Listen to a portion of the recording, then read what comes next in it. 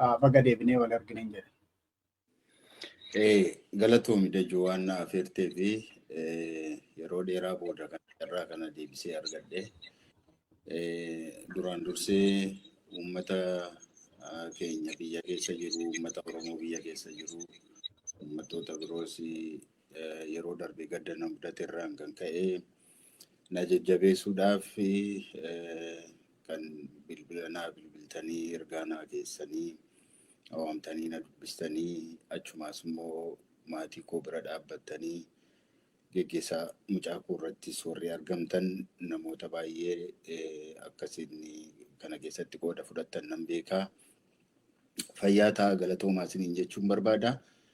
Keessumaa jaalawwan koo kaafaa keessa wajjiniin hojjechaa turree fi amma ona maatii koo wajjiniin jirtan bakka sanatti argamtanii maatii koo waan jajjabeessitaniif akkasumas immoo adda bilisummaa Oromoo hooggantoonni isaaniis miseensonni isaaniis bakka sanatti argamuu isaaniitiif baay'een gammadeetiin jira. Galatoomaa isiniin jechuun barbaada hundumaatiin as Minisootaa keessattis kutaalee biyya Ameerikaa kana bakka adda addaatiis Awurooppaadhaas bakka hundumaatii ergaa warri naa ergitanii na jajjabeessan hundumaa galatoomaa galanni keessan hin badin jechuun barbaada. Isa booddee egaa kallattiidhaanii gaaffii yoo Dajaniin naa kaasee ittiin fufa jechuudha. Nagaa mudaje. Ayyee galatooma Obbo Baqqalaa. Akkuma jedhee turtii gabaabaa goona. Egaa filannoon Itoophiyaa amma dhiyaataa akka jiru dhaga'aati jirra. Mee gama keetiin filannoo ammatti qophaa'amaa jiru kanarratti yaada akkamii qabda akka Obbo Baqqalaatti? Galatoomaa irra deebiitii Dajuu. Egaa filannoon amma gaggeeffamuuf jedhu kun yeroo torbaffaadhaaf gaggeeffama. Egaa yeroo kan bara mootii warra turan filannoon turaniiru garuu isaanii hin lakkoofne. Kanaaf egaa Addawaawwiin iddoo qabatee booda isa jiru duwwaadha kan lakkaa'ame natti fakkaata. Torbaffaa kan jedhamuufis immoo sababii kanaaf. Filannoo torban kanneen keessaati filannoodha jedhamee lakkaa'amuu kan danda'u yookaan ulaagaa filannoodhaaf kaa'amee hin guutaa yookaanis immoo guutuutti hin dhiyaata jedhamee kan waamamu akka uummanni biyya keenyaa hundumtuu uummanni Oromoos quba qabu filannoo bara 1997 raawwateedha akka lakkoofsa Itoophiyaatti jechuudha. Yeroo sana adeemsisaas darbee seerrisaas akkaataa waan hundumtuu itti raawwate waanuma ulaagaa filannoo guutuu tureen. Maaliif yoo jennee tokkoffaa seerri baheera. Seera sanarratti hundaa'ee hojjetamu hundumtuu seera sanarratti ibsi kennameera. Achirratti leenjiin adda addaa kennameera. Paartileen leenjii adda addaa keessatti qooda fudhataniiru karaa bakka bu'oota isaanii. Kanaaf seera irra dhaabbatanii filannoon gaggeeffamutu ture jechuudha. Isarraan kaasee inni 1997 sun yeroo inni murtaa'u dura qophiin godhameera. Haalli filannoo gaggeessuu nama dandeessisu biyya kana keessa jiraayi kan jedhamu ilaalamee hin danda'ama. Guyyaa akkasiitti jalqabame guyyaa kanatti kennama jedhamee ji'a caamsaa keessa murtaa'ee jechuudha. Saniin booda walga'iiwwan adda addaa mareewwan adda addaa gaggeeffame waa'ee filannoo jechuudha. Akkuma nama dubbadhe leenjiiwwan adda addaa hubannoon adda addaa walii kennuun akkamittiin akka gaggeeffamu maree guguddaatu gaggeeffamaa ture yeroo sana. Darbee bakka hundumaatti akka filannoon gaggeeffamu hundumaatti koreewwan filachiiftuu dhaabbatanii ture. Bakka buufata filannoo yookaan naannoo filannoo kan jedhamu jiru mircaa killee yookaan konstituensii kan jedhamu 540 bakka sana hundumaatti koreewwan filannoo gaggeessan raawwachiisan filatamanii turan. Kana keessatti paartileen keessaatti quba qabu. Yeroo filannoon kun gaggeeffamu isaanis yaada irratti kennu, yaada isaanii irratti kennanii keessatti qooda fudhatanii abalufaa hin ta'u paartii kamiyyuu keessa hin jiranii jedhanii adeemsa isaa jalqabanii wal amanteedhaan akka jalqabuudhaaf yaalii godhameera jechuudha. Qoreewwan kun egaa dhaabbataniin booda galmee filattootaatu gaggeeffame. Warri filatu eenyufaatu filata namni umuriin isaa kana guutuu fi bakka kana iddoo akkasii kana namni jiraate hundumtuu filadhaa'ee jedhamee duulli godhamee kanaaf galmeeffamaa jennaan hundumtuu hin galmeeffame jechuudha. Kanaatiif namni filachuu danda'u hundumtuu galmeeffamee filachuudhaa fi mirga argatee jechuudha. Hin galmeeffamee kaardii fudhate jechuudha. Sana booda kaadhimamtoonni eenyufaatu achi keessatti qooda fudhachuu barbaadaa jedhanii waamichatu godhame dhuunfaadhaan barbaadan qooda fudhadhaa jedhame paartileen hundumtuu affeeramanii paartileenis kaadhimamtoota isaanii dhiyeeffatanii namoonni dhuunfaadhaan dhiyaatanis immoo dhuunfaadhaanii of kaadhimanii galmeeffaman jechuudha. Isaan booda gara waajjira banachuutti deemame. Waajjira banatee paartiin hundumtuu aanaa barbaade keessatti humni isaa danda'u keessatti waajjira banatee nama bakka buufatee sagantaa siyaasaa isaa barsiifachuu jalqabee jechuudha. Waajjiraaleen eega banameen booddee galmeen uummataaf immoo banaa ta'e. Keenyaatiif namni biraan dhufee iddoo kana keessatti namni iddoo sanatti hin beekamne dhalataa iddoo sanaa hin taane iddoo sana namni hin jiraanne dhufee yoo keessatti galmeeffameera yoo ta'e nama hundumaatiif ifa ta'ee namichi kun eessaa dhufe abalu kun eessaa dhufe eenyu jedhame gandi isaa eessa manni isaa eessa jedhame galmeen ifa ta'eetu galmeen nama galmeeffamee hundumtuu ifa ta'e jechuudha gara lamaatiif oliitiif. Sanaan booda duullina filannoo itti fufe. Paartiin namni dhuunfaa na filadhaa jedhee kanaafan deema kaayyoon koo kana yoo na filattan kanan isin gargaaraa kanan godhaa rakkoo kanan hiika akka kanaatti hin deemaa akka kanaatti isin bulchuuf deemaa yoo carraa naa kennitan jedhee hundumtuu gara duulana filadhaatti seene jechuudha. Duulana filadhaa kana keessatti waan nama dhibu keessaatii miidiyaa irratti illee falmii guddaatu gaggeeffamaa ture. Falmii kana keessatti laayivii darbaa ture. Yeroo wal falmaa turanii achuma dhaabbatanii kan guutummaa biyyattii keessatti kan tamsaasa'u miidiyaan afaan hundumaatiin afaanota yeroo sana hojiirra oolaa miidiyaa irratti oolaa turaniitiin tamsaasaa ture jechuudha. Kanaaf uummanni carraa guddaa argate yeroo sana. Maaliif eenyu maal akka ta'e eenyu paartiin ni kaadhimamtoota jajjaboo akka qabu yaada uummataaf ta'u eenyu akka qabu. Garaagarummaan paartii isa tokkorraa immoo adda akkamittiin akka inni ta'e kana hundumaa namni argachuudhaa fi irraa hubachuudhaaf carraa argatee jechuudha. Kanaaf adeemsi isaa haa ta'uu haa xinnaatu haa guddatu kan nama amansiisu ture jechuudha. Gara dhumaarratti immoo taajjabdoota. Namni tokko fakkeenyaaf yookaan paartiin tokko bakka dorgamutti eenyu taajjabaa akka ta'uuf gaafa filannoo sana filannoon sun korojoon sun akka hin butamne akka hin hatamne eenyu akka eegu namoonni sirriidhaan galmaanii dhufanii kaardii fudhatanii utuu hin dararamin utuu hin sodaachifamin ifaadhaan lisaatiin dhufanii mirga isaaniitti fayyadamanii kaardii isaanii buusuu nama filachuu danda'uu isaanii kan mirkaneeffatu bakka bu'aa yookaanis immoo taajjabdoota achi kaa'achuun danda'ameera jechuudha. Bakka hundumaatti. Kana hundumaa eega raawwateen booda guyyaan isaa murtaa'ee sa'aatiin 24 yeroo hafu paartiin kamillee kaadhimamaan kamillee isaan booda duulana filannoo gaggeessuu akka hin dandeenye namni yeroo inni itti taa'ee yaadu yeroo inni itti eewuun filachuudhaaf akka barbaadu yeroo inni itti murteeffatu yeroon kennameefii sa'aatii 24 booddee filannoon gaggeeffame jechuudha. Bifa kanaatiin hin fakkaata kun amma filannoo fakkaata maaliif adeemsi isaa hin fakkaata seeratu jira adeemsatu jira mirgatu jira waan nama amansiisu tokkotu jira akkaataan inni itti deemee hubannoo quba qabaachuutu ture jechuudha. Kanaatiif filannoo fakkaata ture. Nammuu gadi ba'ee nama yeroo sana isaaf dhiyaate paartii yeroo sana isaaf dhiyaate kenneef. Haaluma kanaan maaltu ta'ee magaalaalee Itoophiyaa keessa jiran baay'ee keessatti addawaawwan hin injifatame. Maaliif namni mirga argate? Paartiilee eenyuun akka filatu hin barate. Kanaatiif addawaawii dhiisetu paartiilee biroo filate jechuudha baay'inaan.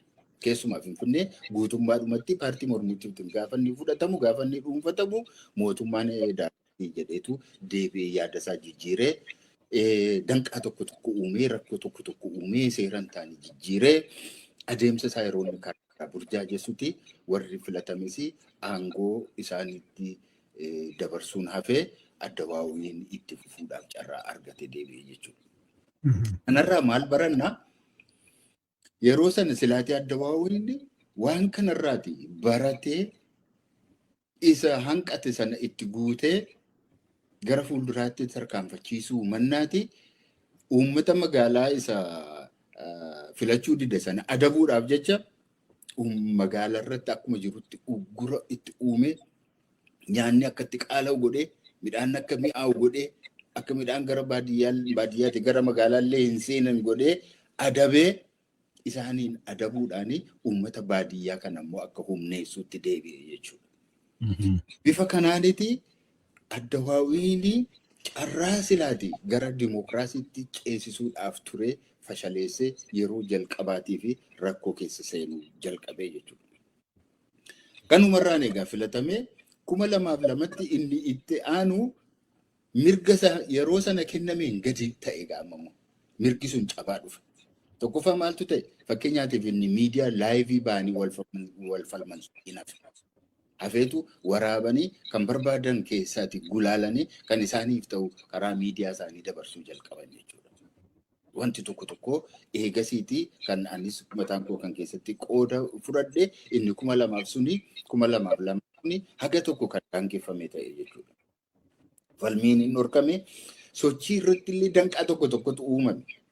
Maaliif namni tokko socho'ee baadiyyaa keessa karaa isaatiin socho'ee akka inni uummataa wajjiniin waliin barree fi danqaa adda addaa hamma konkolaataa dhoowwachuufa kontoraataa isa ta'u kiraayii isa ta'u hamma konkolaataa dhoowwachuutti waan isin dhibu keessa anillee bakka hin dorgome yeroo sana dorgomee tan ture bakka hin dorgome keessatti magaalaan keessatti nyaatillee akkanatti hin gurguramne godhan hoteela mana hoteelaa seenee namni biraan hin fayyadamaa namni biraan hin nyaataa anaaf garuu nyaata na dhoowwatan natti gurguru. Kuni Obbo Baqqalaa baraati lafti lafeedha jette sana? Isa waa'ee lafaa yeroo waa'ee falmii waa'ee lafaa yeroo itti kaase sanadha kun jechuudha 2002 akka kan Itoophiyaatti. Lafti Oromoo lafee isaati kan jedhu. Kan jedhu. Kan booda uggura guddaatu ta'e gaamma. Namoota warra konkolaataa nuu kireessan isaaniin adabuu jalqabanii sababa adda addaatiin namoota mana nuu kireessan isaaniin adabuu jalqabanii namoota nu deeggaran adabuu jalqabanii suutuma suutaan isa 97 irraati cabaa dhufe jechuudha. Mirgi kun wannoo isaa itti jabeessaa dhufe harka isaatti jabeessaa dhufe mootummaan jechuudha. 2007tti immoo innumtuu isa duraa san caalaatti iyyuu itti hammaate ammamu. Ittuma jabeessaa dhufe jechuudha. Mirga isa duraan kenne sana suutumaan irraa kutaa dhufe jechuudha. Isamma baadiyyaa keessa garaa keenyaatti deemnee sochoonee 2002 amma 2002 dubbadde 2002 bakka itti dorgome keessa buufata filannoo 72tu ture.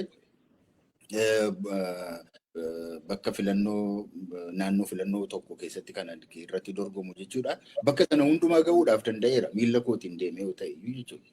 Yeroo lammataa 2007tti garuu sun iyyuu hin danda'amne.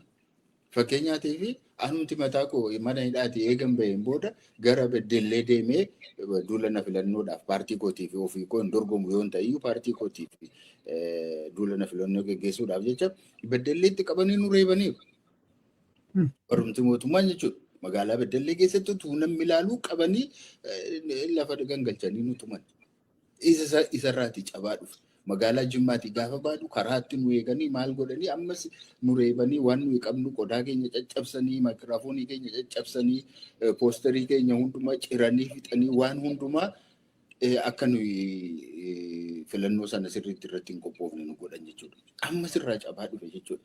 Irraa cabuunsaa kun immoo maal fide hin moonee 96 moonee jedhanitti labsan. Labsanii ji'a 3 utoo hin turin fincilli uummataa ka'e jechuudha.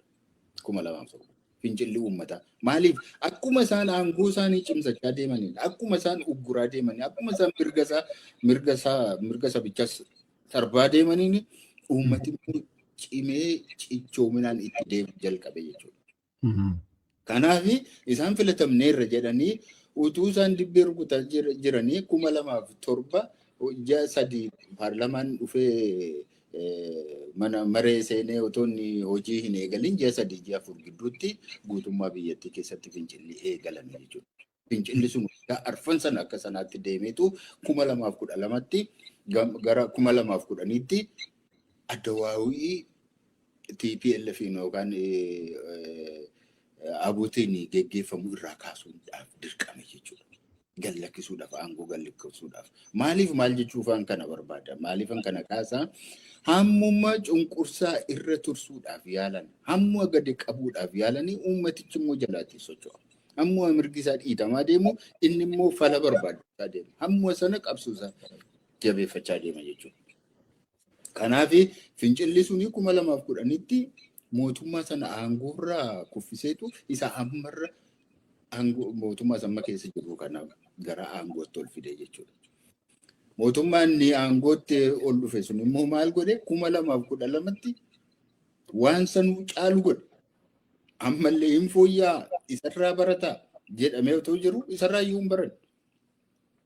Gadi qabuun eenyuuf iyyuu hin fayyannee isa jedhu baruu fudhachuu hin barbaanne. Tasumaayyuu mormitoota kan jedhaman namoota waliin dorgomuu danda'an, paartiilee dorgomuu danda'an hunduma isaanii irratti uggura kaa'e. Fakkeenyaatiif nullee mormitoonni hundumti keenya mana hidhaatti nu naqan. Hooggantoota kaafaa, hooggantoota paartiilee mormitoota biroo hunduma isaanii mana hidhaatti naqe jechuudha. Isa duriiyyuu caalaa 97 saka giraafiin isaa gadi bu'aadhuma deeme jechuudha. 2012tti dhufeetu kanarra ga'e. Mormitoota hundumaa hidhe, paartii wannoo isaanii mirga waajjira isaanii hin cufe, qobaasaa gara filannootti seene jechuudha. Fakkeenyaatiif ABO'n keessatti qoodan fudhanne, KFO'n keessatti qoodan fudhanne, akka Oromootti eenyu wajjin iyyuu hin dorgomne, qobaasaa gara filannoo deemeetu qobaasaa nan injifadhee jedheetu amma aangoorra jira jechuudha. Amma immoo maaltu ta'e?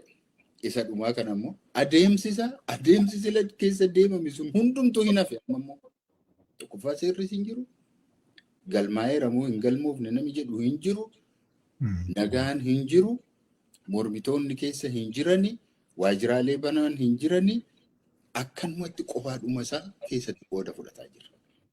KFO fi ABO'n yeroo lammataatiif filannoo keessaa bahuu hin danda'an sababii ta'eef yoo keessaa bahanii seera biyyattiitiin hin haqamu paartiilee seeraa alaa ta'u sababii ta'eetiif qooda fudhannaa duwwaadhaaf jecha keessatti qooda fudhataa jiru jechuudha.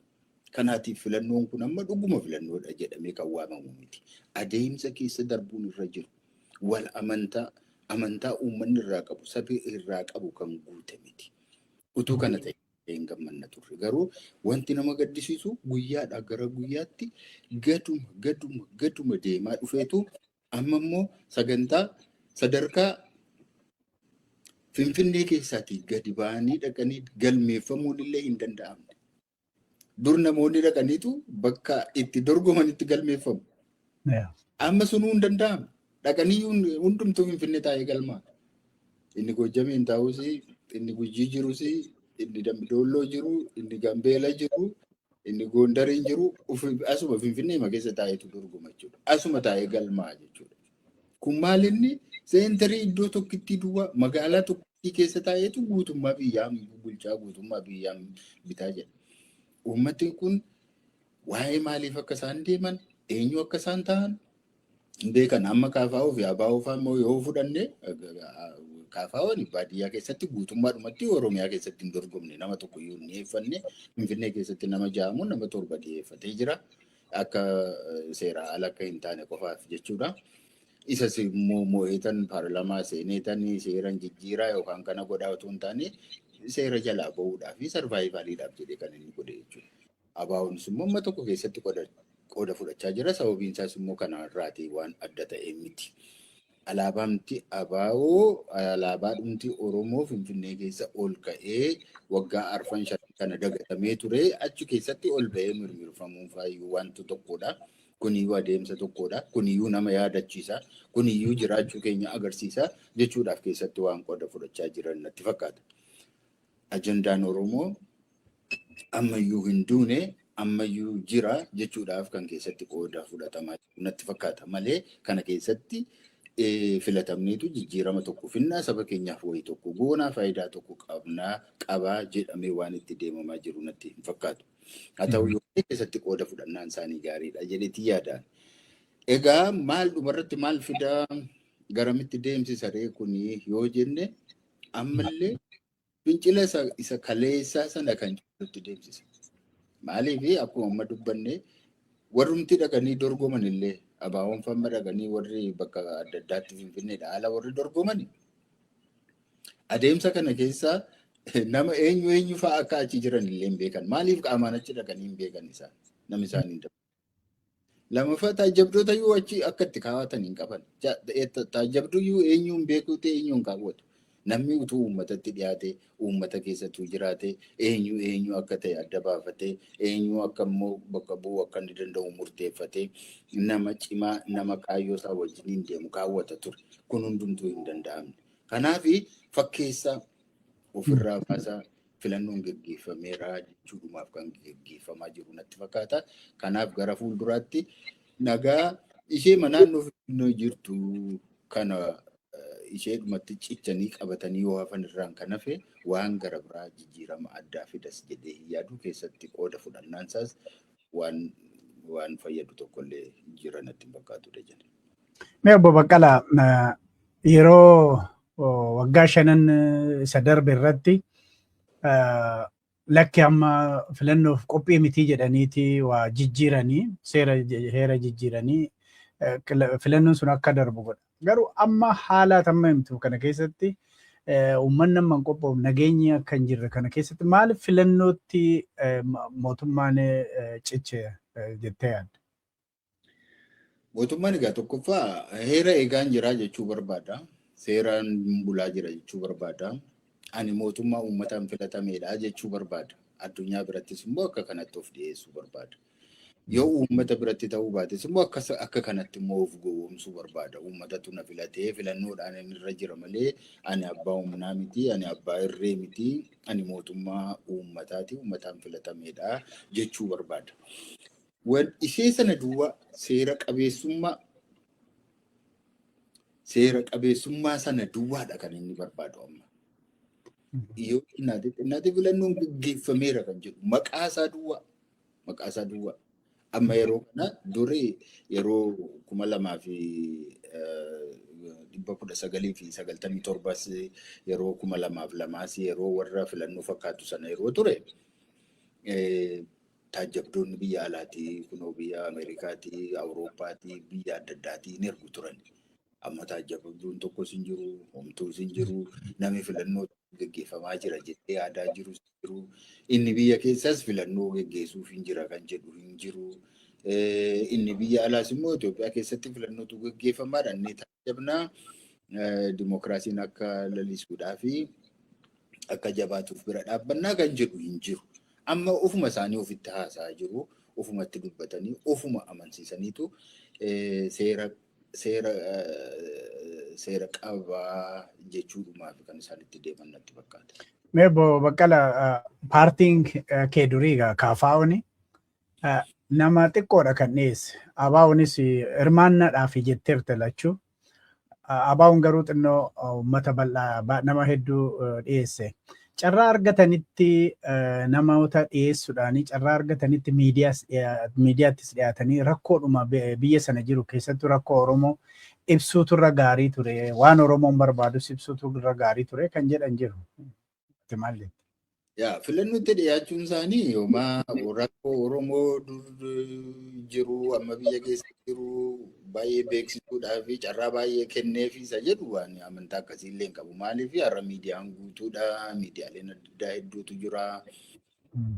Rakkoo uummata kanaa bakka itti ibsan hedduutu jira, barreeffamatu jira, walga'iilee adda addaa, dhaabbilee adda addaatiin karaa adda addaa hojjechuun ni jira. Kan sun hundumtuu numa danda'ama. Miidiyaan amma isa kan mootummaa duwwaadha. Inni kan mootummaa immoo nama meeqatu ilaala? Warra mootummaa duwwaatu ilaala. Rakkoo uummataa beeksisuu isa jedhu immoo uummatichi silumaa keessa jira rakkoo sana. argaayyuu jira. Gidiraa sana fudhachaa jira, baachaa jira, du'aa jira, hidhamaa jira, beela'aa jira, buqqa'aa jira, dararamaa jira. Gartuu maafiyaatiin mana isaa keessatti tumamaa jira. Maafiyaa biratti wanti dhala namaarra gahuu hin dandeenye irra argaa jira. Waan itti maniyyuu hin barbaachisu. Uummata kanatti wanti himanuu hin jiru. Waan humti maniyyuu hin jiru. Inni addunyaarraa immoo nami waa'ee uummata kanaa dhimma qabu maal faatu jira. Addunyaa dhumtiyyuu sirnichi baay'ee jijjiirameera. Har'a waa'ee namaatiif namni dhimma qabu, waa'ee mirga namaatiif namni dhimma qabu iyyuu hin jiru. Mootummaan dhimma qabu iyyuu hin jiru. Dhaabni dhimma qabu iyyuu hin jiru sababii kanaati.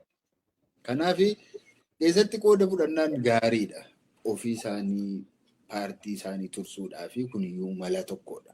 Yoo kana ta'uudhaa baate seeraa ala jedhamanii warri biyya keessa jiranis mana hidhaatti deebi'uutu jira, dararama hedduutu jira. Paartiin sunis immoo paartiin rakkoo meeqaan as ga'an kun isaanis immoo haqamuutu jira. Deebi'anii kana argachuu dadhabuutu jira. Carraa kana yoo argachuu dadhabuutu jira. Kanaatiif akkuma paartiitti itti fufiinsa argachuudhaaf iyyuu kana keessatti qooda fudhachuun isaanii gaari.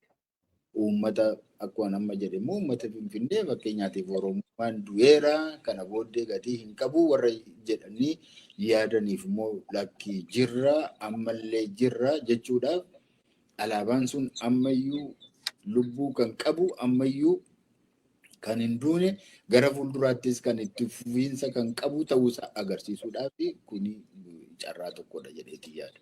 Kanaaf keessatti qooda fudhachuun isaanii namni tokkos haa ta'u namni lama keessatti qooda fudhachuun gaariidha garuu jijjiirama fida jechuudhaaf immoo hin danda'amu. Mee gabaabsituman gaaffitti aanus gaafadha obbo Baqqalaa yeroo at least 97 yeroo jette sana laayivii faa dabarsaa turani miidiyaan kan mootummaa laayivii dabarsaa turan. Amma laayivii hin argitu sunumaa komii tokko argaa. Tarii maaliif laayivii dabarsuu akka dhiisaniif komii ka'aa jiru quba qabaatte waan nutti himtu jira. Kana gaaffii gabaabsitee naa deebisuu dandeessaa. Obbo Baqqalaa baay'een keenya yeroo ati hidhamtellee gaaffii lafaati kaafte sana kaafna. Lafti kiyya lafee keenya. Wanti suni deebi'uun dhiisuun isaa sun hammam sitti dhaga'amaa keessa darbanii immoo yeroo ammaa Finfinneen kan Oromoo miti yeroo jedhan yeroo dhageessu akkamitti ilaalte maal sitti dhaga'ama? Egaa mootummaan waa'een lafaa yeroo hundumaa seentarii poolitikaati. Risoorsiin biyya kana keessa jirus immoo lafumadha. Kan har'a kan biyya tolchaa jirus kan biyya balleessaa jirus lafumadha. Kan ittiin nama goomsanis lafadha. Akkuma yeroo 2002 sana kaase lafti gar tokkoon risoorsii qabeenya haa ta'uyyuu malee immoo diina keenyadha. Kan ittiin dhugaa dhossan, kan ittiin haqa balleessan, kan ittiin nama barate afaan qabsiisan, kan ittiin beekaa keenya calluma jechisiisan garaadhaan kan ittiin bitan lafa keenyadha. Namni har'a wacu warri sooshaal miidiyaa irraa har'a wacu kun inni mootummaa jajju kun inni faarsee bulaa jedhamu kun hundumtuu achirraa nyaata. Lafa keenyadha kan diina nutti hoora. Deebisee kan nutti hoora.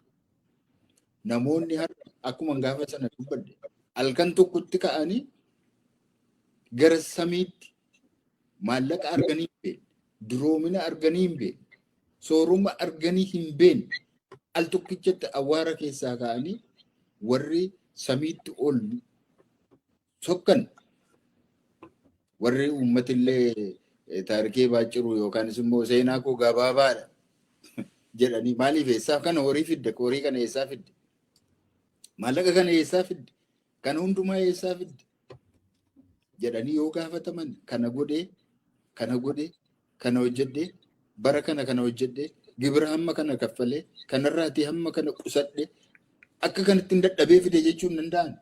Nama har'a lafa hin beekamnetu bor ka'ee biliyoonara ta'a. Nama har'a waan nyaatu hin qabne uffata ofirra buusu hin qabnetu bor nama wuskiidhaan mataa miiccatu argina. Nama wuskiidhaan harka dhiqatu argina. Kun hundumtuu maal keessaa dhufe yoo jedhan lafa keenya. Lafa isa ijoolleen keenyatti dhumanii, lafa isa ijoolleen keenyatti dararamanii, lafa isa nuyi mana hidhaatti itti dabarsineedha. Lafti keenya, lafee keenya, lafee abbootii keenyaatu kana jala jira. Kanaaf wajjiniin ormi hin fudhatu lafa keenya jennee isa namni meeqa gatii itti baasati warri sana keessa hin turre. Waa'ee maqaasaa hin dhoofne, warri gatii tokko itti hin kaffalle, warri sa'aatii tokko waan sanaatiif hin kaffalle. Saantima tokko waan sanaatiif hin kaffalle har'a itti yaa'ee bineensa itti ta'ee sanuu ijoollee waan sanaatiif falmaa turan diina godhanii adamsanii akka bineensaatti ajjeesanii fixaa jiru. Maafiyaa kun warri 120 warri jedhaman. Ijoollee warri har'a du'aa jiran sun, warri dararamaa jiran sun, warri mana hidhaatti higuxii itti qabanii gar tokkotiin meeshaa itti qabanii inni tokko immoo dhaabatee gara jabina hamma sanaatiin dhidhiitu lafatti dhidhiitu sun isaan sun ijoollee falmaa turanii warra lafa isaaniif saba isaaniif falmaa turanii warra eenyummaa saba isaaniitiif falmaa turanii warri kana gochaa jiran immoo warra yeroo sana eessayyuu hin turreedha. Kanaaf wanti nuyi jechuu dandeenyu lafti gaafa sana falmameef sun bu'aa buusee ture. Qabsoon yeroo sana geggeeffame 2018tti 19tti bu'aa buusee ture. Bu'aan sun akkuma argine hin butame. Warra achi hin jirre hin butame. Warri duraaniyyuu warra nama miidhu sana keessatti qooda fudhatanii achi keessatti guddatanii miidhame deebi'e. Sabi sun harkisaa daaraa hare. Deebi'ee iyyuma isaatti deebi'ee biyya isaa keessaa iyyuu ba'ee har'a buqqa'iinsi bakka hundumaatti, beelli bakka hundumaatti, sodaan bakka hundumaatti mana isaa keessatti nagaa dhabee kunoo Finfinnee keessaa gadi ba'ee dhaqee maatii isaa owwaallatee dubbisee nagaa gaafatee deebi'ullee dadhabee filannoodha jedhamee immoo har'a kanaatti jijjiirame jechuudha. Kanaaf ani kanarratti waan an jechuu danda'u haalli amma jiru guyyaadhaa gara guyyaatti kan fooyya'aa deemaa jiru osoo hin taane isa duriirraa baratamee gara fuulduraatti tarkaanfataa kan deemaa jiru osoo hin taane akka waan kaleessa waan sun hundumtuu raawwatanitti akka waan hin arginitti bifa daraniyyuu hamaa ta'eetiin deemaa jiraachuu isaati kan natti mul'atu. Tarii akkamitti keessaa ba'uun danda'ama jettee yaadda Baqqala? Egaa sabi cunqurfame sila akkuma jedhee akkuma dararaan itti hammaataa deemu qabsoon isaas hammaataa akka inni deemu beekamaadha. Eega duuti nafnee fi eega hidhamuun hin hafnee fi eega rakkachuun hin hafnee fi qabsoo keessatti qooda fudhatee rakkachuu wayyaaf. Eega du'uun isaa nafne mana isaa keessa taa'ee du'urra falmatee du'uufaa yeroo inni itti filatutu dhufa. Eega rakkachuun isaa nafne qabsootti dabalamee irratti qabsaa'ee karaa nagaasa ta'u karaa meeshaatiin isa ta'u qabsaa'ee kana jijjiiruun qabaa isa jedhu murtee sanatti akka inni deemu beekamaadha. Humni warri abbaan aangoo warri abbaan irree humna isaanii akka qabatanitti akka mootummaattis akka dhuunfaattis akka biyyaattis hafanii hin beekan. Biyyoonni jajjaboodha jedhan kufaa jiru kufaniiru. Namoonni humna qabu jedhan humna isaanii eenyullee taanaan jala dhaabbachuu hin danda'aman warri jedhan kufaatii isaanii ija keenyaan agarra. Kan kanaas kan maxxatee kufaatiin kun daraniyyuu hammaataa ta'a. Kanarra otoo akkuma sila dubbanne isa har'a qaban irratti xiqqoo fooyyessaa deemanii filannoo kanatu fooyyessaniiru osoo ta'e otoo nama qooda fudhachiisaniiru osoo ta'e jalqaba isaatii jalqabee otoo hirmaachisaniiru osoo ta'e osoo paartilee kada nu godhaniiru otoo ta'e nagaa biyya keessatti buusaniiru otoo ta'e nagaadhaan uummanni keessa sosocho'ee hamma tokko otoo keessatti qooda fudhateera otoo ta'e sadarkaa amma jiru hin geenyu. Kanaatiif dhumarratti garamitti deemaa hiiki isaa maalii yoo jenne hiiki isaa ammallee filannoon kun hiika fida jedhee yaadu. Inni 2007 ji'a 3 gidduutti aangoo qabatanii ji'a 3 gidduutti filatamanii ji'a 3 gidduutti deebisee akkuma fincila kaasee kana booddees fincilli gara biraan nu maqaa. Ani kanumatu natti mul'ata. Oolee haa buluyyuu malee fincilli sadarkaa tokkorra yeroo gahu numa ka'a. Yeroo gamuuf numa ka'a. Kana gaaf tokkos dubbadheeraa adurree cinqitee dhattee wannoo tokko keessa golee tokko keessa hin galchinidha. Don't corner irraa ekaat. Gaafa waan gootu dhabdu asiinis achiinis gaafa lafatti baqattu yeroo dhabdu sumattuu taaltee suma keessaa ta'e ija si keessaa baafatti. Kun beekamaadha. Dhala namaa akka kana godhu. Hamma kanaan ga'u. Hamma kana dararu. Maal ta'a hamma tokko oolee habuluuti hamma tokko xinnoo masee yoo kunuunsan xinnoo masee mirga isaa yoo kabajaniif xinnoo masee akka namaatti yoo laalan akkuma dhala namaatti yoo laalan waan biraan oofu. Amma namni waan baay'ee isaa eenyutu na bulchaa baadiyyaa na bulchaa nama eenyu jedhamutu isa eessatti dhalatutu na bulchaa miti. Nagaamaan oolee bulee rakkinuma isaa wajjin xiqqoo masee rakkinuma isaa wajjin bulee jiraachuu yoo barbaada. Sadduun nabe amma kanaaf gaafa kana dhabu egaa dhiiroo maal hin godha jechuun sana. Eeganaan oollee ittuman deemaa guyyaan itti jedhu dhufaa hamma guyyaa sanaatti eeguun barbaachisaa miti. Ogummaa yoo qabaataniif amma guyyaa sanaatti eeguun barbaachisaa miti. Kun filannoodha jedhaniis immoo filatamneerra jedhanii taa'uunis barbaachisaa miti. Isaan akka amma arginutti filannoo kana booda callisanii taa'uuyyuutu hin taane tarkaanfii gara biraa kan dubbii hammeessu iyyuu walitti tarkaanfii akkasii fudhachuudhaaf akka isaan jiran numa argina. Karoora isaaniis argaa jirra. Isaanis nutti himaa jiru dhagaa jirra. Kun hin deemsisu. Ammallee mootummaa ce'umsaas isaan dhaga'uu hin barbaanne sun mootummaan ce'umsaa ammallee dirqama. Kan hundumaa hamma hirmaachise. Kan warra hidhatee bosona jiru hirmaachise. Kan warra qawweedhaan lolaa jiru hirmaachise. Kan warra karaa nagaa qabsaa'aa jiru hirmaachise. Kan golee biyyattii hundumaarraati walitti dhufee nuu ta'aa jedhanii kan isaan ijaaran kan isaan irratti deebi'anii taa'anii haasa'an yoo kam goone nuu wayyaa kan isaan jedhan wanta akkasii mootummaan ce'umsaa haala mijeessu akkasii yoo hin uumamne ammallee filamneerra jedhanii yoo filatamanis yoo dhiisanis waan faayidaa qabu. Kanaaf naanna'ee ittuma waggaa meeqa dubbannaa taas har'allee mootummaa ce'umsaa sanatti gara sanatti deemuun barbaachisaadha. Filannoodha jedhanii kanarratti horii baasuun horii ishee hin qabne kanayyuu baasuun gatii hin qabu garuu horiinis ba'aa hin jiru. Wanti ba'us hin jiru. Isaanumatu nyaatu utuu filannoon gaggeeffamu isaanumatu nyaatu. Yommuu filannoo isaanumatu nyaata isaanumatu balleessaa horiin kanarratti ba'aa jirus yoo filannoon gaggeeffames yoo wanti oolis horiin oolus nyaachuun isaanii jechuudha. Kanaaf ani kanatti fakkaatutti naanna'ee kan hunda hambate mootummaan ce'umsaa tokko ijaaru taate biyyattiin itti fuftuu qabdi yoo ta'e. Gaariidha. Waa'ee filannoo keessaa baanee gara mata duree lammaffaatti ceena Baqqalaa. Egaa dhiyeenya kana gama sooshaal miidiyaati yookiin miidiyaa hawaasaatiin dhimmoota adda addaa irratti waan adda addaa kaa'amee wal mari'achuu, wal falmisiisuu wanta akkasii hin mul'ata. Isaan keessaa tokko kitaaba obbo Leencoo Lataa eebbifamuudhaan kan wal qabate. Egaa waan adeemaa jiru kana attamitti ilaalteeti? Galatoomi Dajju.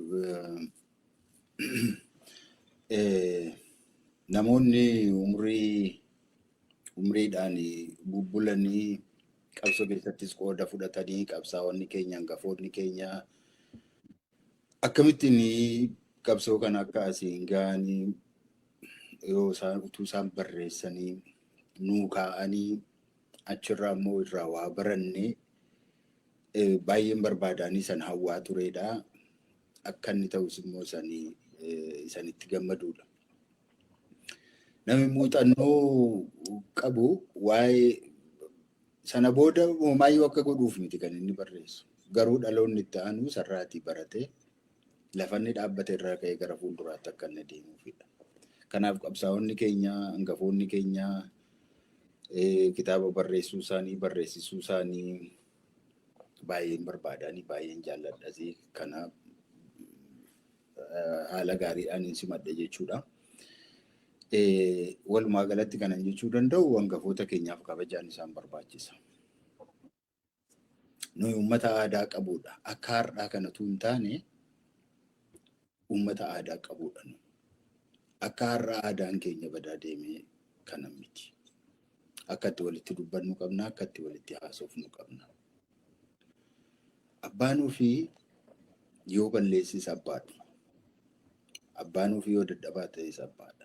Yoo beekaa ta'es yoo wallaalaa ta'es abbaadha. Hangafooti keenya maal isa ta'an maal hangafoota keenyadha. Hambaa keenyadha isaan. Abbaa keenyadha. Namni abbaa isaa abbaa koo miti jedhee ganuu hin danda'u. Hin dandeenyu kana gochuu hin dandeenyu. Yoo nuyi gochuu dandeenye iyyuu kun uumama wanta danda'amu miti. Kanaaf kitaaba Obbo Leencoo fa'aa barreessan yookaan waa'ee isaanii barreeffame hin argine ani hin dubbifne garuu waa'ee isaa waan barreeffamu nan arga waan deemaa jiru immoo nan arga jechuudha. Ani baay'een gadda yeroo tokko wanta tokko yeroo hin ilaalu abaluu ajjeesee abaluun ajjeesisee abaluu kana godhee maal godheessa jedhan kun aadaa yeroo dhiyoo keessatti baay'ee dagaagaa dhufedha. Durumaayyuu jira, aadaa saba hundumaa keessayyuu jira, garuu amma immoo baay'ee dagaagaa dhufeera. Ani maalis yoo ta'e maal fakkeenyaatiif namoota amma waa'ee isaanii ka'u kanaa waa'ee obbo Baaroosa ta'uu, waa'ee Badhoosa ta'uu, waa'ee Jaarraa Abbaa Gadaa ta'uu, waa'ee Obbo Leencoo ta'uu, waa'ee warra biroos ani wanta tokko duwwaa yaada. Maaliif achi dhaqan jarri sun gaafa sana? Maaliif deeman iddoo deeman sana? Iddootti wareegaman sana maaliif deeman? Badhoon nama yuunivarsiitii baratee fixeedha. Baaroon nama yuunivarsiitii baratee fixeedha. Ogummaa adda addaa nama qabudha. Beekumsa adda addaa nama qabudha. Hundumti isaanii fiildii isaaniinis beektota akka Oromootti sabboontota akka dargaggummaatti dargaggoota akka humnaatti warra humna qabanidha. Eessattiyyuu warra jiraachuu danda'anidha. Maaltu achitti wal isaan qabe gaafa sana? Maaltu isaan geesse? Badhoon maal barbaacha dhaqe achi? Baaroon maaliif deeme iddoo sana? Leencoo maa dhaqe? Jaarraan maa dhufe? Maa dhaqan? Waa tokkotu walitti isaan qabe. Waa tokko walitti qabu. Oromummaa walitti qabu. Jaarraan ofiisaatii ilma sooressaatii nama of gaadhaa nama waan hundumaa gochuu danda'udha. Maaltu isa geesse? Maaltu bosonatti isa geesse? Waa'ee saba isaatiiti. Waa'ee quuqqaa saba isaatiiti. Anaannatti toleeraa waa'een saba kanaa nan galchuu hin jedhe. Leencoo fa'aani keemikaala injineriidhaan nan galchuu asii faabrikaa tokkotti itti gaafatamaa ta'ee hin jiraadhaa hin jedhe. Baaroo fa'aan faarmaasistiidhaa akkasii hin jenne. Badhoon fa'aan barnoota akkasiin qabaa yuunivarsiitii fixeeraa maaloodhaa hin jenne. Saba qabna. Saba mirgisaatu qaba. Saba eenyummaan isaa dhiitametu jira. Saba saamamaa jirutu jira. Saba akka sabaatti hin ilaalamin jirutu jira. Waa'ee saba kanaa nu quuqaa sabi kun hin maluuf jedhanii warra achi gaafatan. Waa tokko hin qaban. Qonna walitti aanee qabu hin qaban. Daldala hin qaban. Maal hin qaban jarri kun? Daldala irratti wal hin lolle. Qonna irratti daarii irratti wal hin dhiibne. Dantaa adda addaa irratti wal hin lolle. Kan isaan dhaqaniif waa'ee saba isaanii gaafa nu yoo hin beekne gaafa eenyuyyuu hin beekne riba walakkaa jiru. Warra of beekan, warra dammaqan, warra utuu jiraachuu danda'anii jireenya isaanii wareeganii, ijoollummaa isaanii, dargaggummaa isaanii wareeganii bosona keessatti warra wal arganii. Abbaan barbaade abbaa fedhe yoo ajjeese anaaf inni isa itti aanuudha. Waa tokkotu isaan geesse achi dargana. Yoo wal dhabanis waan biraa irratti wal dhabamne waa'ee saba isaanii. Waa'ee adeemsaa ta'uu danda'a. Waa'ee kana wayyaaf sana wayyuu ta'uu danda'a. Kanaan ala waan ta'uu danda'u hin qaban.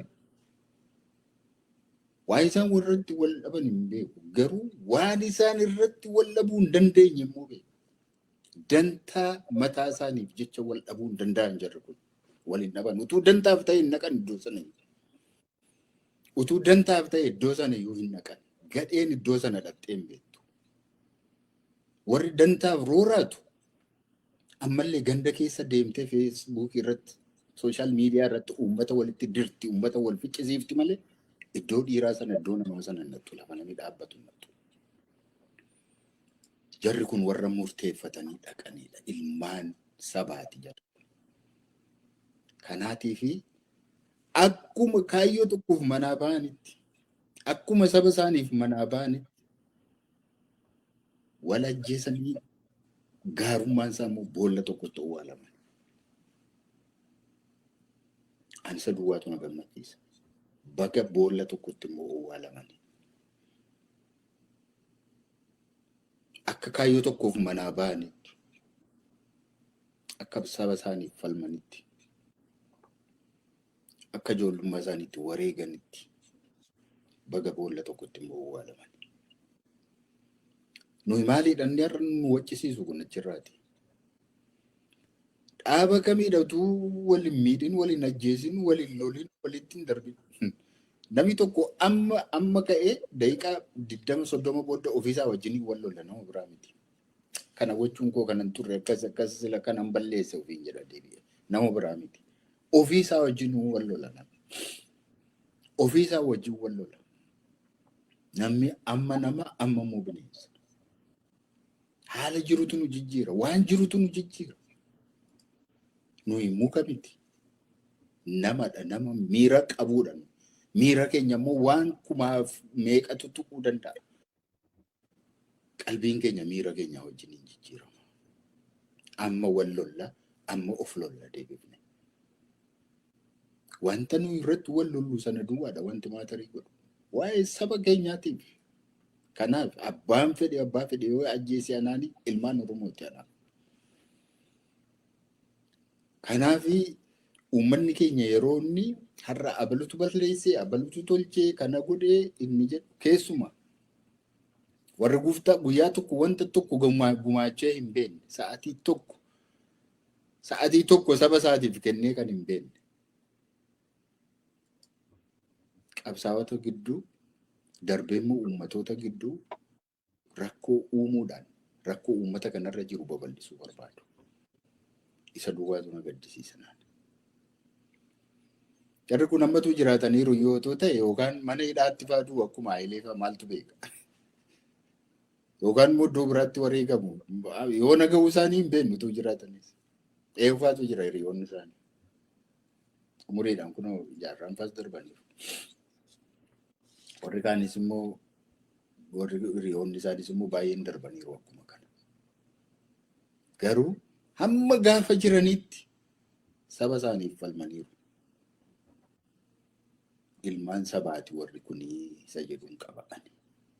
Namoonni har'a rakkoo isa fuula keenya dura jiru dhiifne otoo isaan hin jiran ta'eeti har'a maal taana turranii laata. Otoo isaan hin jirre lafa har'a jirru hin jirru ummatu waan fedhallee ta'e. Otoo isaan gaafa sana hin jiraanne otoo kutatoota namoota akkasiitu hin qabnu ta'e haala har'a jirru irra hin jiru. Waan wal lusin hin qabnu ummatu gabaabaadhumatti biyya Oromiyaa jedhu hin qabnu turre. Akka Oromiyaatti wallaggaa iyyuu dhiifnee turre. Inni kaan ani Baaleedha jedha, inni kaan ani Wallaggaadha, inni kaan ani Shawaadha jedha, inni kaan ani Abaluu jedha, inni kaan Abaluu jedha malee Oromoodha jechuun yeroo itti dagatame ture. Jarra kanatu tokko nu godhe deebisee fide. Uummata adeemsa keessa gargar faffagaachaa ture, wal irraanfachaa, wal dagachaa ture. Ilaa biyyi kee asii ka'ee as ga'a. Seenaan kee kana fakkaata. Dhufaatiin kee iddoo akkasiiti. Ati Abalu afaan akkasii qabda, duudhaa akkasii qabda, seenaa akkasii qabda. Kanatu immoo sii mala qabeenyi kun keeti jedhanii kan ija keenya kan nuuban isaan. Kana akka salphaatti godhachuu hin dandeenye. Waan isaan gaafa sana hubatan har'allee hubatin jirran. Waan isaan waggaa 50tti wareeganiif har'allee hubatin jirran. Iji gaafa sana isaaniif baname har'a iji keenya hin banamin jira. Utuu iji keenya baname waliin lollu asitti. Waliin lollu isaan ganda keessa deemanii wal loluu wallaalleem durumayyuu. Akkamma goonu kana akkam namni keenya tokko godhu kana ganda keessa taa'anii mootummaan maallaqa isaanii kaffaluutiin darajja dhuganii ganda keessatti wal loluu hin dadhaban turan. Kana hundumarra darbaniiti iji isaanii waan banameefiti dhaqanii kana hojjetanii jechuudha. Kanaatiif hundumti isaanii kabaja qabu. Namni guyyaa tokko saba kanaaf gatii kaffale hundumtuu kabaja qabaana biratti. Dhaaba kam keessallee haa jiraatu.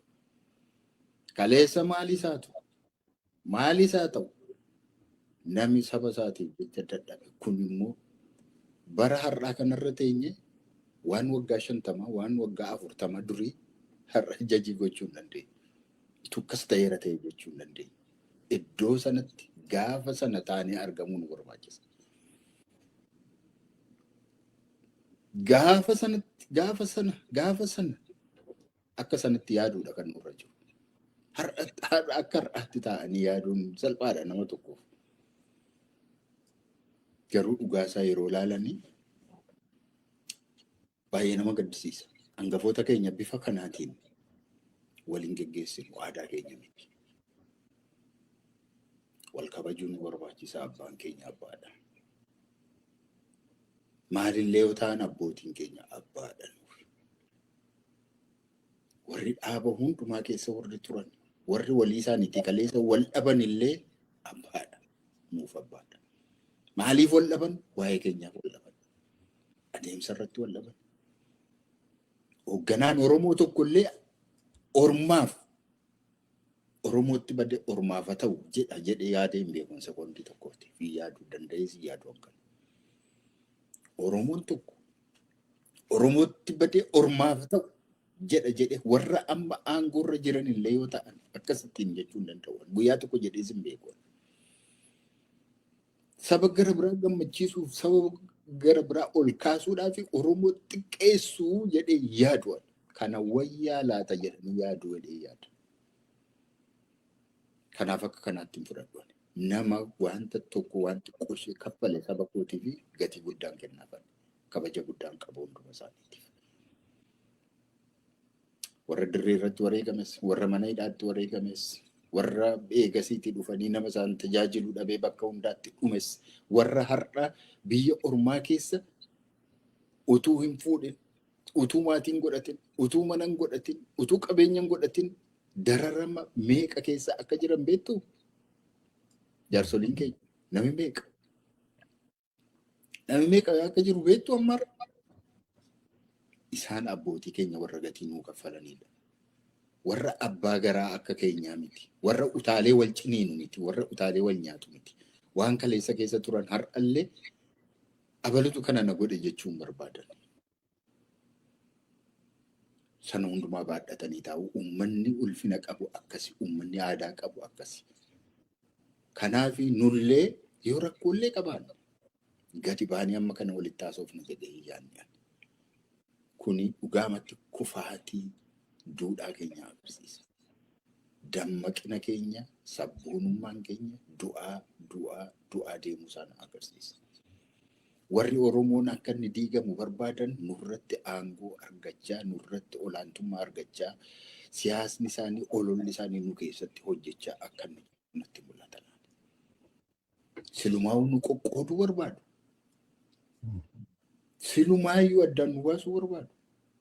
Nama akkana ta'uuf yeroo argan immoo attamaa gammadan. Attamaa gammadan.